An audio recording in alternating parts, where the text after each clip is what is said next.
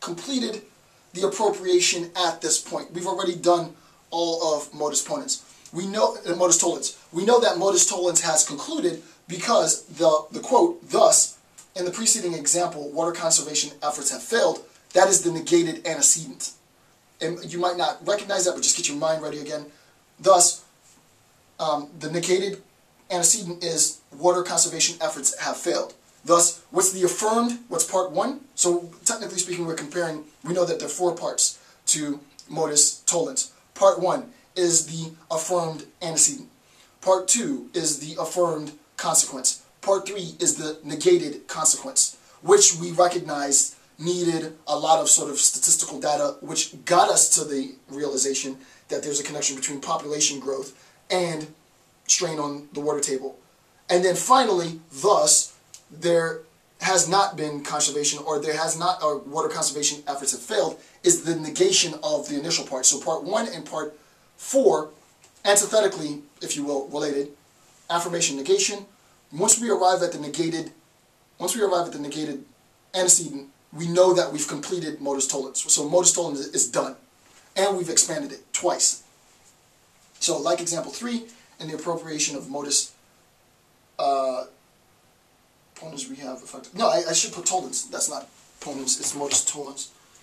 Sorry about that. Modus tollens. Right?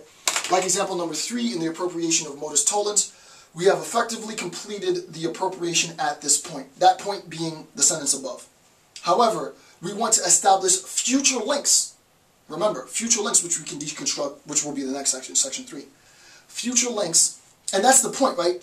Put a little, you have your modus, you have your logical appropriation, and it's not going to be part of the logical appropriation, it's going to be derived from the logical appropriation.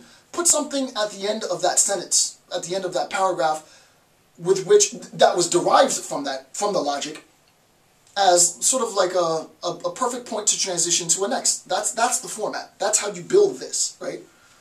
So, however, we want to establish future links. Links is my term.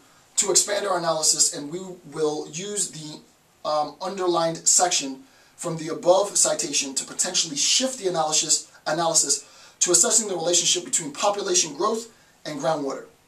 This next bit does not properly belong to modus tollens, right?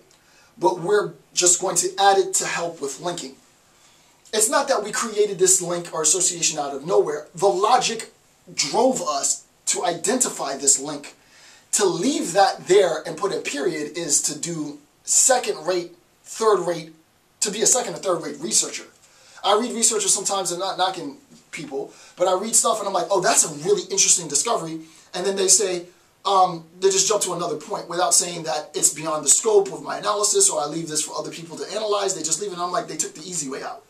Look, I didn't want to write about the relationship between population growth and strain on the water table. I had no freaking idea that that would pop up, and I'm not going to cower out of the analysis. We're going to, right now, and you can see that I haven't started section 3 yet, because I haven't even written it yet.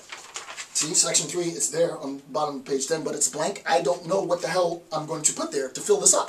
This is all blank. I will come back to you sometime in the future, and this page won't be blank. I have no idea of what I'm going to put on that page at all. But I do know the next rule of inference that I'm going to use, and the next rule of inference is going to be applied to this relationship between population growth and the water level. So I'm going to pull that information out and appropriate the next rule of inference to the relationship between population growth and the water level, and we'll see what happens. But you can see it yourself. I don't know what that's going to be. I have no idea of what that's going to be. Right? The visual that I said before. The logic. This is what we're in the process of doing. Here's the sentence. Here's the bit on population growth and groundwater. I'm going to pull it out. I'm going to posit that. I'm going to apply a new rule of logic and create a new argument. Then I'm going to pull something else out and do that. That's what we're doing. That's what we're doing. Okay. This next bit does not properly belong to modus tollens, but we're just going to add it to help with linking. This last sentence seems simple, but it will unearth lots of logical possibilities to continue exploring the relationship. I just love how that sounds. As noted above, evidence has shown the direct connection between population growth and water level declines. So, this is it. I finished it. All I need to do is read what we were able to generate. Here is after 1 hour and 45 minutes of extremely arduous lecture. The lecture was more difficult than the construction of the notes. The notes was long, but it wasn't as difficult as this, the actual presentation of information. But here's what I worked so hard for, which is a paragraph. But this is a pretty freaking solid paragraph, and you know now what section 3 is going to be about. You already have an idea of what section 3 is going to be about because you know what rule I'm going to use next, because it's on page 1. So you have an idea of, and you know what would be cool? Give you guys some homework. Think about, this is perfect. You have a homework assignment now. Dr. Campbell's giving you a homework assignment rolled. I want you, given what I have done already, to try, you'll have your, obviously yours won't sound like mine, but to try and apply the next rule of inference to the relationship between population growth and water level decline. So whatever the next rule of inference is, and I think it's hypothetical syllogism, but whatever the next rule of inference is, apply it to the relationship between water level decline and population growth and link it to what I'm about to read so that it has to flow consistently. Remember.